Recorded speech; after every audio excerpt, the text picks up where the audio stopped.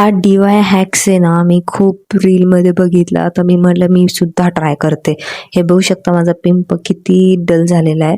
त्यासाठी मी 1 वाटी गव्हाचं पीठ, परत अंदाजेनुसार हळद घेतलेली आहे. गव्हाच्या पिठानुसार हळद घेऊन चांगलं मिक्स केले.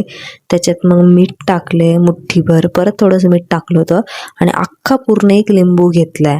म्हणलं मी पण एकदा ट्राय करून बघते. म्हणलं होते का नाही बघू एकदा. कारण की मला पितांबरीची ॲलर्जी आहे.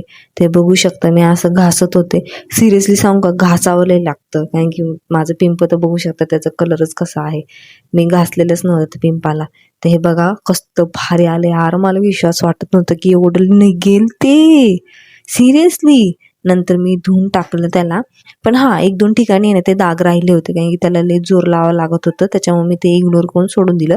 म्हणलं जेवढं निघते तेवढं घासून आपलं साईडला ठेवावं. ते बघू शकता, एकदा तुम्ही पण ट्राय करा.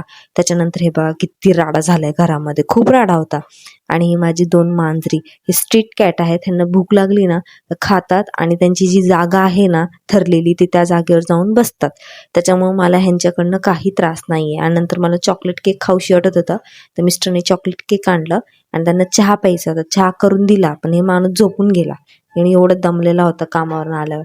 मग रात्रीचं जेवण केलं. जेवण झाल्यानंतर ना रात्री बघू शकता माझं जागरण चालू होतं. तर भेटूया पुढच्या ब्लॉगला.